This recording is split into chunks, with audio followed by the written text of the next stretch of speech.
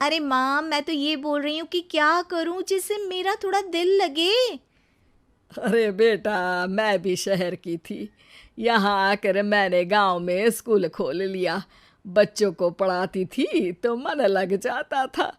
तू भी कुछ देख ले जिससे गांव की बहू बेटियों का भला हो जाए और तेरे जमींदार ससुर जी का नाम भी हो जाए।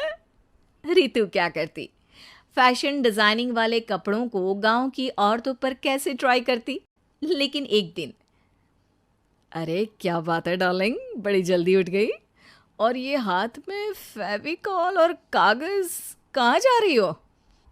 मैंने सोच लिया है कि मैं अपना फैशन बुटीक खोलूंगी।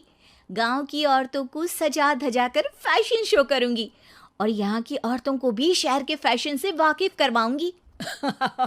फैशन और यहाँ की औरतें, अरे इन लोगों को तो बस चूल्हा चौका आता है। खाली समय में एक दूसरे के सर से जुएं निकालती हैं या फिर अचार पापड़ बनाती है। इन लोगों के बस की नहीं है फैशन को समझना। लेकिन रितु मानती नहीं। वो पूरे गांव में पोस्टर चिपका देती है कि किसी को भी नए डिजाइन के कपड़े पहनने का शौक है तो जल्दी जमींदार की बहू से मिले। लेकिन रितु की दुकान में 2 दिनों तक तो कोई आता ही नहीं। पर एक दिन, अरे कमला, क्या हुआ? क्या देख रही हो? ये पुतला देख रहा है दीदी। क्या दिख रहा है इसमें ऐसा? अब देखो तो दीदी, ये पुतला मेरे जैसा ही है ना, पतला दुबला लंबा, बस मैं काली और ये गोरा। तू ये बता, इस पुतले के कपड़े तुझे कैसे लग रहे हैं? अरे कपड़े तो बहुत ही सुंदर है दीदी, लेकिन तू ना बस कल इसी समय आ जाना और अपने जैसी 2-3 और को भी ले आना। अगले दिन कमला 2 लड़कियों को लेकर आ जाती है।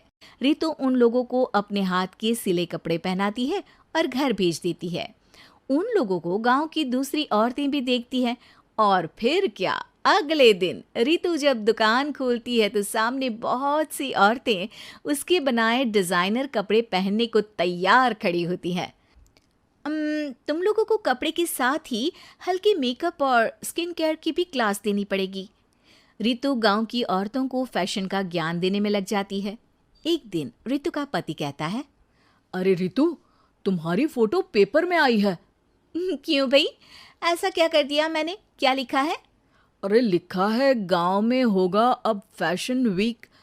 अरे हाँ, कल ना कोई फ़ोन आया था मीडिया वालों का, तो मैंने भी बोल दिया कि फैशन शो तो अब गांव में होगा। लग रहा है उसी की खबर बना दी है। तभी रितु को एक फ़ोन आता है। हेलो, कौन बोल रहा है?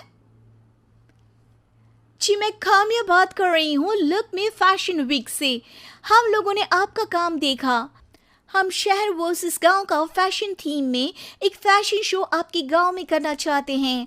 अरे वाह, ये तो बहुत ही अच्छी बात है। मैं अपनी मॉडल्स के साथ शो में हिस्सा ज़रूर लूँगी। बस अब क्या था। वो दिन भी आ जाता है जब रितु की गांव की गोरी शहर की छोरी के साथ स्टेज शो में हिस्सा लेती हैं। शो के बाद, अरे आपकी वो जो कलेक्शन है ना, मैं उसकी पूरी सीरीज खरीदना चाहती हूँ। सच में आपने वो कपड़े डिजाइन करे जो आज के लोग आसानी से घर और बाजार में पहन सकते हैं। और बजट में भी है। हम भारतीयों के लिए तो ये डिज़ाइन बेस्ट है जी। वैसे आपने क्या सोचकर ये कपड़े बनाए और आप इसे कितना आगे और लेकर जाना चाहती हैं? औरतें और फैशन एक दूसरे के पर्यायवाची है। तो ये किसने कहा कि गांव की औरतों को डिज़ाइनर कपड़े पहनने का हक नहीं?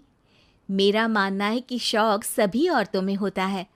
ज़रूरत है तो बस उसे जगाने की, उनके हिसाब और बजट के कपड़ों की, जो मैंने बनाए और सबको पसंद भी आए।